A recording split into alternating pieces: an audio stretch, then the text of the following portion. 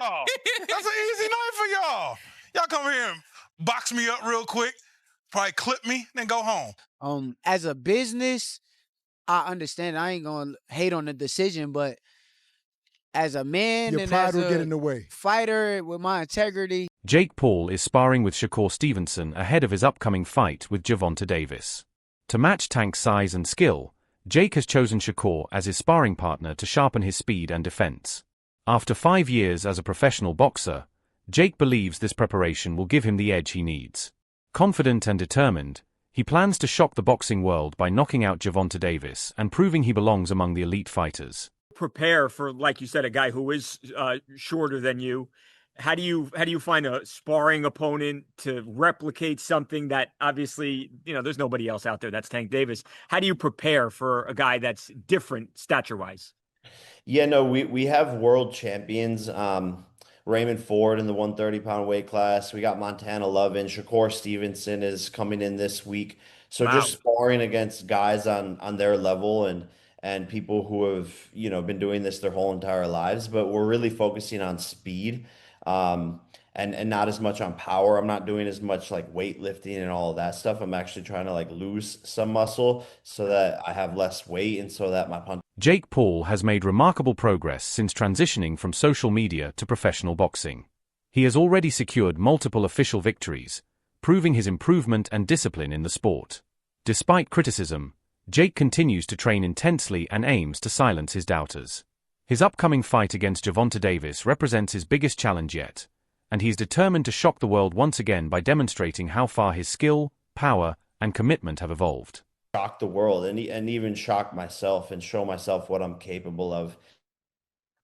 When you picture how it goes down, is there something that you see yourself doing? Do you see yourself knocking him out? Do you imagine being victorious? And what would that mean for you? A guy, again, who has only been in this sport for a couple of years. You've turned it on its head. You've had a massive impact, clearly, in just a few years, but it's only been a few years. That's the bottom line.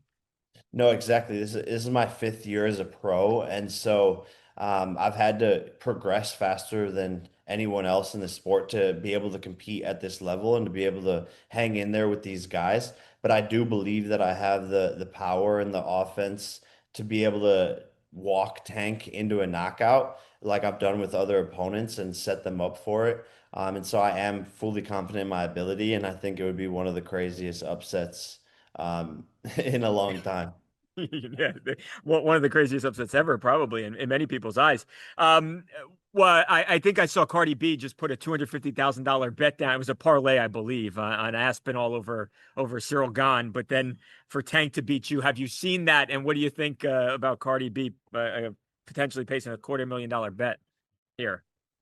I didn't know. I saw it on. Jake Paul has recently added Shakur Stevenson to his training camp, a move that reflects his commitment to serious preparation. According to Paul, Stevenson personally reached out and offered to join the camp, adding authenticity to this new training phase. To mirror Gervonta Davis's quickness and southpaw style, Paul has surrounded himself with multiple skilled left-handed fighters. This diverse sparring setup allows him to adapt to angles, footwork, and counter-punch timing that resemble Tank's fighting rhythm. Jake's focus has shifted toward discipline, movement, and conditioning rather than relying solely on raw power. The presence of Stevenson, an established technical fighter, adds professional polish to Jake's otherwise unconventional approach, signaling his ambition to compete at the highest level of the sport. Sparring, we got some great guys coming in, some really experienced southpaws that are smaller. I think Montana Love is coming in.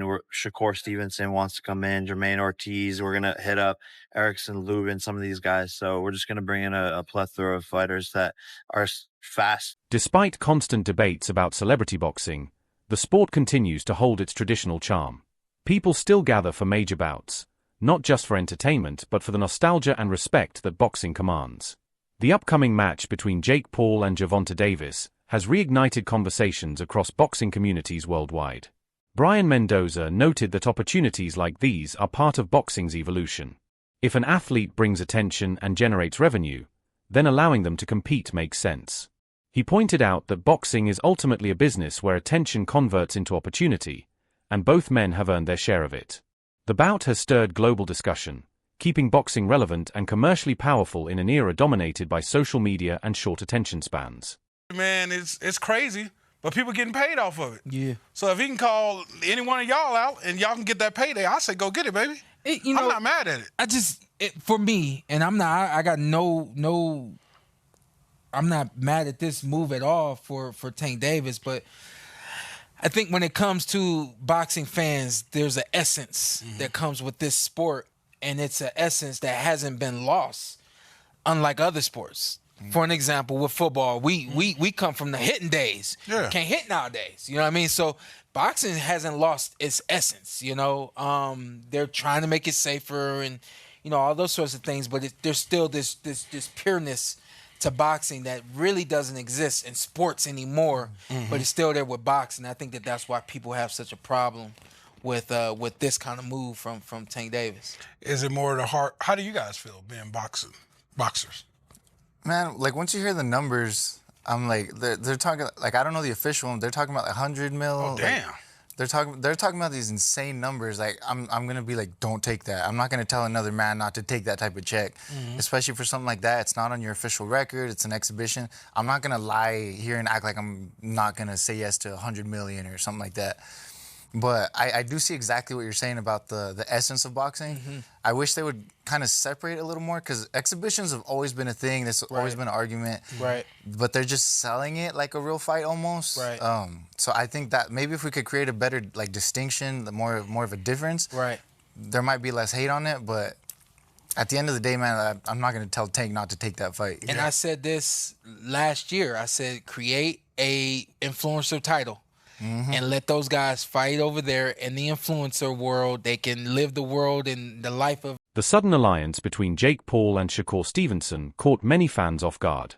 Stevenson, known for his calm professionalism, rarely collaborates with crossover boxers like Jake. Yet this partnership represents a rare fusion between traditional and modern boxing cultures. Though some see it as unusual, both fighters benefit. Jake gains technical expertise from one of boxing's finest tacticians, while Stevenson reaches a broader, younger audience. Their sessions have been described as intense and focused, showing that even unconventional partnerships can create valuable learning experiences. The collaboration blurs the line between entertainment boxing and elite-level training, marking a shift in how the sport adapts to modern audiences.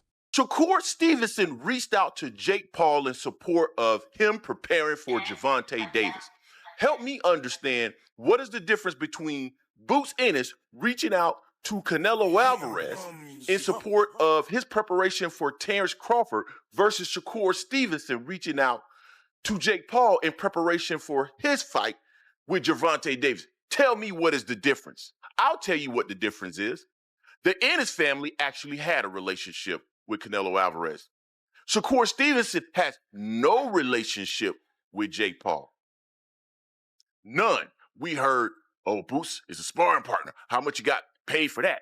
So now, isn't that also applicable to Shakur Stevenson? Is he not also a sellout? I don't want to hear anything about this fight. It's against a YouTuber. It doesn't matter. No, Shakur Stevenson is an elite level fighter that is going to be a sparring partner to a YouTuber, and he reached out to him directly? Since the announcement of Jake Paul versus Gervonta Davis, Shakur Stevenson has been vocal about his thoughts. While some assumed his involvement meant full support for Jake, Stevenson clarified his stance. He views the fight from two perspectives, business and competition. From a business standpoint, he recognizes that the matchup will draw massive attention and revenue, something boxing promotions constantly seek. However, he also admits it doesn't fully align with the sport's competitive purity. Stevenson remains neutral, acknowledging the commercial benefits without discrediting Tank Davis's decision to take the fight. His calm and balanced response shows maturity, focusing more on boxing's evolution than personal opinion. Taking that opportunity, because this is prize fighting, right? It's about making money and securing your family. Can you fault him for that? It's two sides of that. Like, Okay. it just depends. Like, as a fighter, just because I had a draw with somebody, for me, I may run it back. But in a business aspect, if you run it back and you lose to Lamont, and then the Jake Paul fight is presented, you may not make as much money, or the fight may not be as lucrative as it was before you lost. So, as a business, I understand. I ain't gonna hate on the decision, but as a man Your and pride as will a get in the way. fighter with my integrity. Yeah, but isn't there a price for everything, Shakur? Like, even if you had a draw with somebody and you were offered 10 times more than you ever, I don't know what the number is, but it's a lot more than he's ever made. You think you might consider doing the same thing, right? I would, but you got to also realize, I know that it's not going nowhere. Like, the fight ain't going to go nowhere. Like, say, because if I really believe in myself, right, and I wholeheartedly think, like, if we fight again, I'm going to win this fight. That fight still be there around the corner. After I beat this motherfucker, where you at? Yeah. The fight still there. It's not going to go nowhere. But if I have a 50-50 thought process, like a doubt, where it's like, right, yeah, I got doubt in my brain, I may be like, all right, fuck it. Also, Let's in his cash case, out. it might be that he's tired of fighting anyway. He's leaning towards retiring anyway. Let's cash out. So he's just gonna get that money. Boxing commentators have expressed mixed opinions about the Jake Paul versus Gervonta Davis event. Many traditionalists view it as a marketing spectacle that risks overshadowing legitimate boxing contests. At the same time, analysts admit that such fights bring in new audiences and business opportunities for the sport. The irony lies in how critics condemn the matchup while also benefiting from its publicity. Broadcasters, promoters, and even rival fighters profit from the attention it generates. This duality highlights how boxing now operates within a larger entertainment ecosystem, one that thrives not only on competition but also on personalities, rivalries, and stories that capture the public's imagination.